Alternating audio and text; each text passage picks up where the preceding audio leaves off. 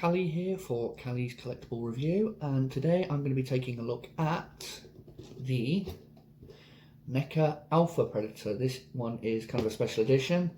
It's their 100th produced Predator figure. As you can see, some fantastic artwork on the front there. And quick look at the back of the box there. That's the box. With this being the 100th edition figure, they have kind of thrown in quite a lot of things for this. One of the things that it comes with is an actual complete backstory for the character. If you want to pause it and give it a read, if you can, feel free. There you go. And it also comes with this cool double-sided poster. Now, on the one side, you've got pretty much a collector's guide of all the Predator figures they've produced, including this one. So it shows you all 100 Predator figures. So if you're collecting these, there you go, you've got yourself a checklist. But on the other side, it has very similar to the box artwork as a big poster, which I will be putting up on my wall when I get a frame for it. Excuse me while I just have a drink. Now, as I've always done with my reviews, I will go over the accessories first, then we'll take a look at the figure, okay? So, first accessory I will show off is the Predator Bio Helmet. There's the inside of it. He comes with this rather large and rather impressive spear weapon, which, if you take a look at it, it's made out of like different bones and spines and wraps and God knows what else. There you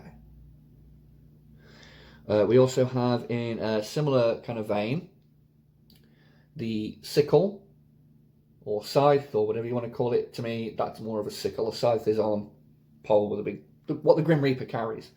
So there you go.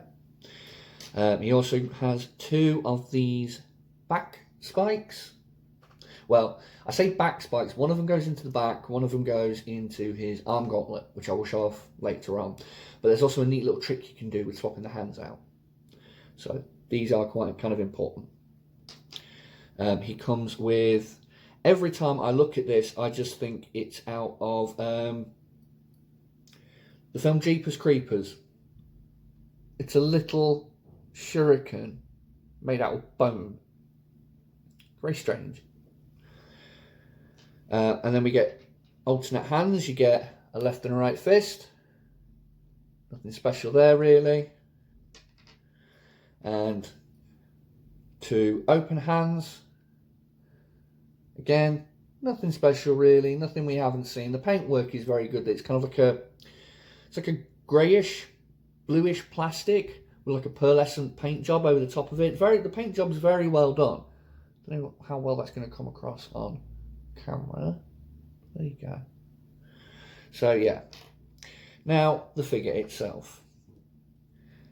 Here we go. And I will say, this guy, absolutely stunning. For the price you pay for this figure, which I think most places charge anywhere between sort of £35 and £40 for it, the paint job, the sculpt work, just everything that's gone into this figure is just, for the price you are paying, it's amazing, absolutely amazing. I mean, here we go. Just take a look at that head sculpt. It's absolutely fantastic. And the sculpt work on the armor and the body. So it's focusing on me there. There you go. All bits of bone making up his weapons and everything.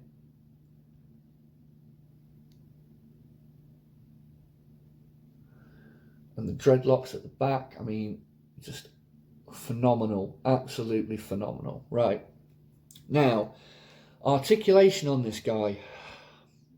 This is unfortunately where I feel the figure kind of suffers a little bit, because as you can see at the back, his dreadlocks are actually tucked.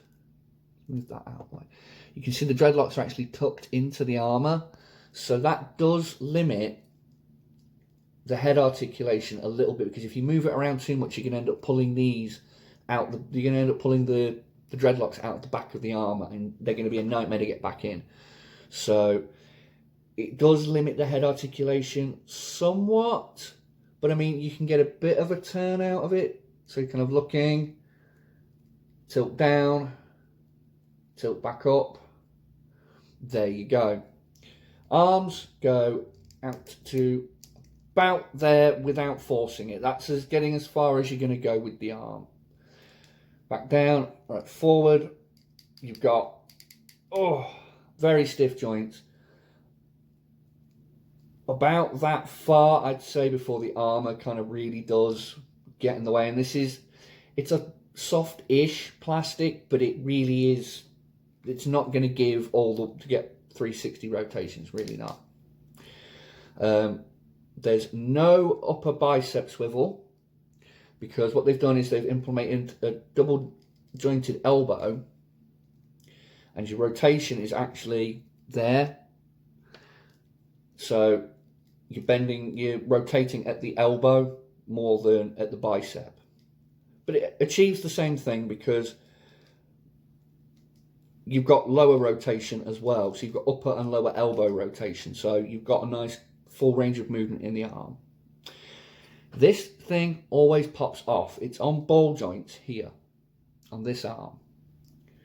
And it's supposed to, I'll show this feature off now because I know this thing's going to come off again. Is you take one of these, and there's a little plug right in there. You take this and you plug it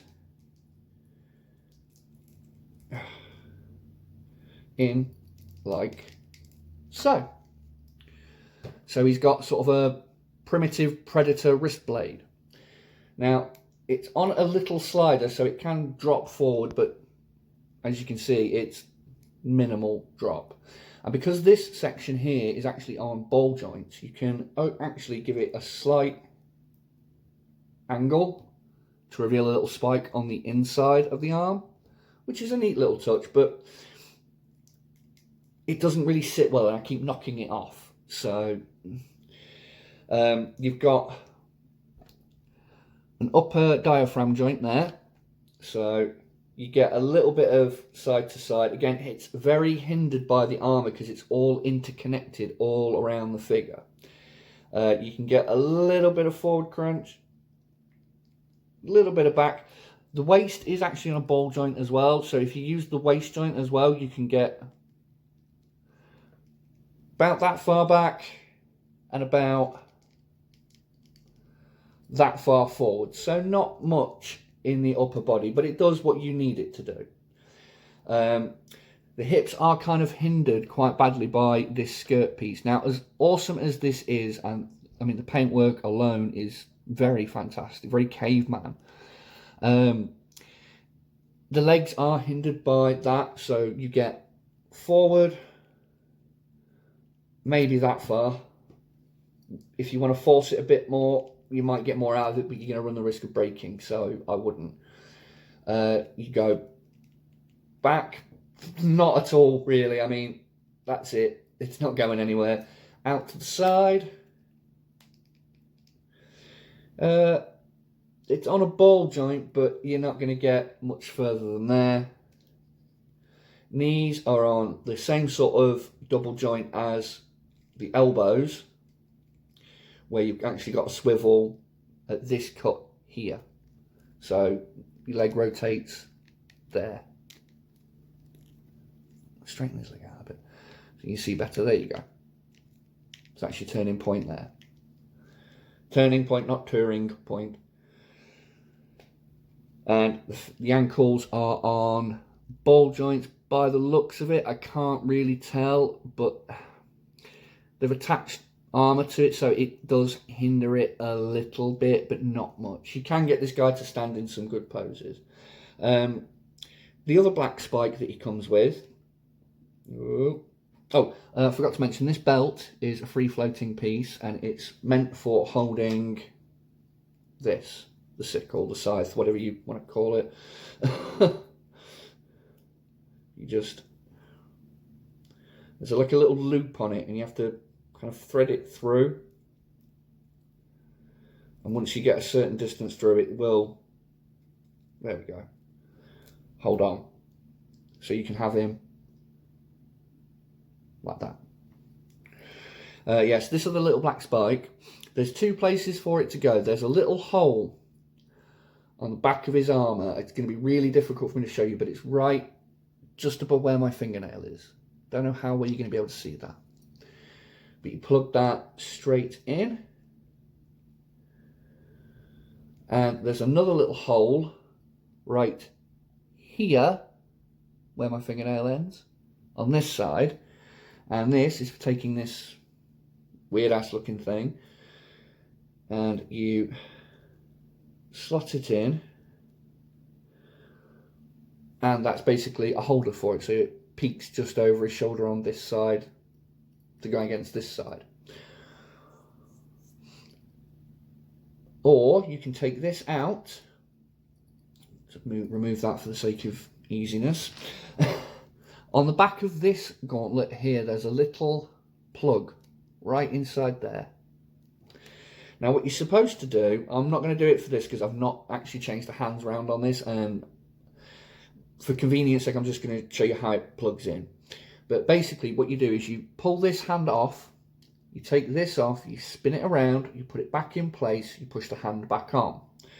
Then you take one of these and you plug it into the end of there, which I'm going to try and do, but I doubt it's going to work because I've got it the wrong way up. And you basically end up with something that looks like that but facing the opposite way. So then he's got sort of twin wrist blades.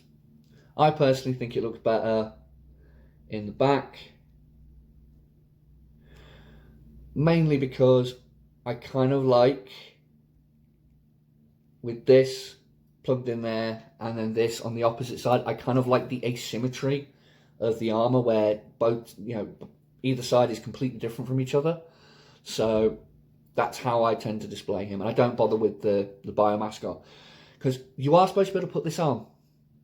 My God, my loving God. Watch, you're supposed to put it on so that these mandibles at the top line up with these little sections right in here, okay? No matter how hard you try, that will not and cannot work. There's no easy way to get this guy's mask to stay on his face. I have tried. So, I've tried and failed, so I'm not going to bother. But yes, that was my look at the, in my personal opinion, one of the best they've put out. I'd say this and their Kenner-inspired clan leader they did a couple of years ago, I'd say they are definitely two of the better looking Predators. They may not have the greatest articulation because it's hindered by a lot of the armor pieces and whatnot, but when you have them on display on your shelf, my God, they look absolutely amazing together. So anyway, I'm going to leave it there, and thank you all for watching. I hope that you continue to watch this channel, and I hope that everybody can help this channel to continue to grow. I really want to make a go of this channel, so if you could like, subscribe, share, all of that good things that you do on YouTube, just to help me out, that would be absolutely amazing. So thank you very much. I've been Callie for Callie's Collectible Review, and I shall speak to you again soon. Bye bye.